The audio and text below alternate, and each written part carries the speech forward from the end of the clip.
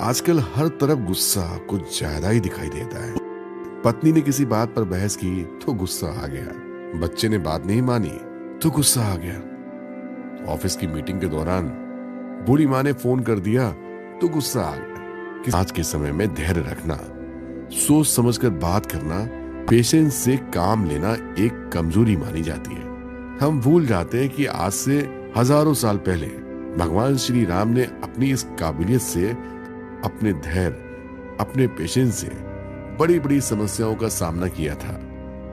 प्राचीन ज्ञान भारत की शान में आपका स्वागत है। इस कार्यक्रम में हम बात करेंगे उस ज्ञान की जो हमारे देश में हजारों साल से है।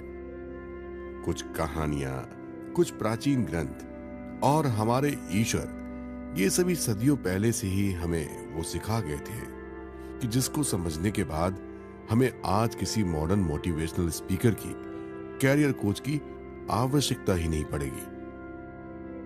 आपको आज की बात बताता हूं। आज सुबह मैं ऑफिस आ रहा था।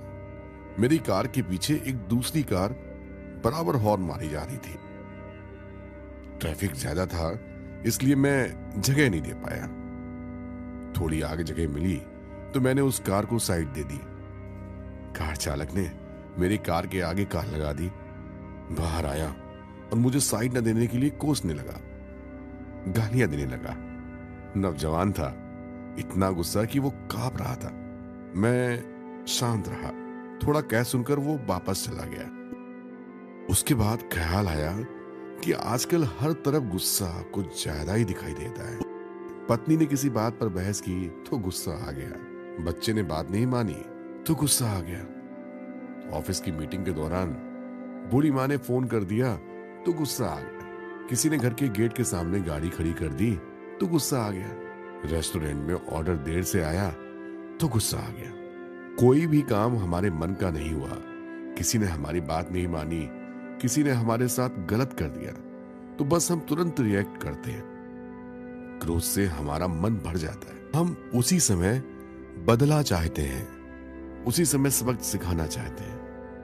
आज के समय में धैर्य रखना, सोच समझकर बात करना या फिर पेशेंस से काम लेना एक कमजोरी मानी जाती है। हम भूल जाते हैं कि आज से हजारों साल पहले भगवान श्री राम ने अपनी इस काबिलियत से, अपने धैर्य, अपने पेशेंस से बड़ी बड़ी समस्याओं का सामना किया था और ये साबित किया था कि धैर्य, पेशेंस हमारी कमजोरी नहीं, हमारी सबसे बड़ी ताकत है।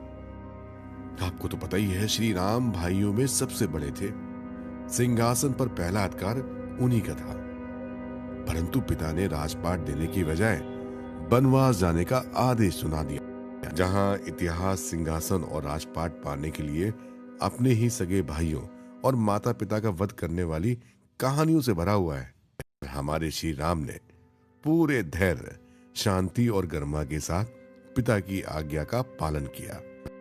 अपने नवविवाहिता पत्नी के साथ जंगल में रहने के लिए चले गए। ये उनके त्याग, उनके धैर्य की ही प्रेरणा थी कि जिस भरत के लिए कैकेयी ने ये चाल चली थी, उसी भाई भरत ने सिंहासन पर बैठने से इनकार कर दिया और श्री राम की चरण पादुका को रखकर राज का संचालन किया।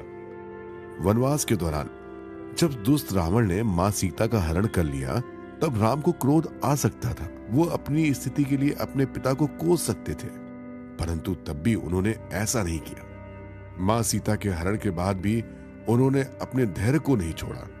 उन्होंने जरा सा भी क्रोध नहीं किया।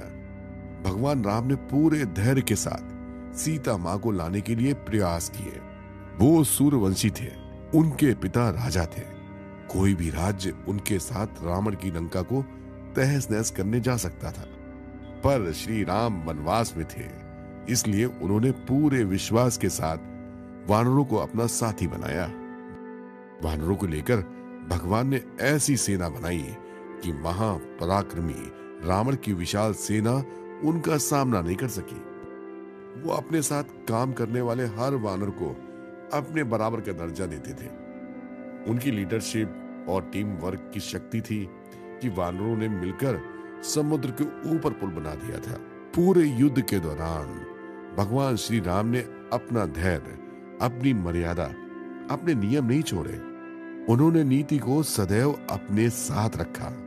युद्ध में रावण को हराने के बाद भी उन्होंने लक्ष्मण को रावण के पास भेजा और कहा कि जाओ उनसे ज्ञान लेकर आओ, क्योंकि रावण महाज्ञानी है। ऐसा शत्रु जिसने उसकी पत्नी को हरण कर लिया था, उसके साथ भी इतना सौम्य व्यवहार कौन कर सकता है।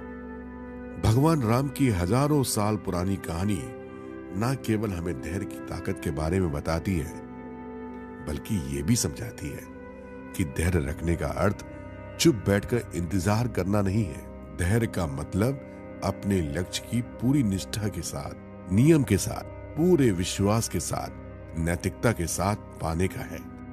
जब आपके आसपास सभी लोग आपकी परीक्षा लें, तो आप सहज हो जाएं और शांति के साथ उसका सामना करें। राम राजा थे, फिर भी सबके साथ विनम्र थे। शबरी के झूठे बेर भी खा सकते थे। मां सीता रावण की लंका में महीनों तक रही, पर भगवान राम उन पर विश्वास करते थे। रावण का घमंड भगवान राम के विश्वास को नहीं बदल सका। जब हम गुस्से में जवाब देते ना, तो अपना नियंत्रण खो देते हैं। जब धैर्य के साथ हम किसी स्थिति का सामना करते हैं, तो हम अपना बेस्ट दे सकते हैं और हर स्थिति में आराम से बाहर आ सकते हैं। भगवान राम हमें यह सिखाते हैं कि अच्छाई और सच्चाई से लोग परेशान तो हो सकते हैं, परंतु अंत में विजय उसी की होती है जो अच्छाई और सच्चाई के रास्ते पर चलता है।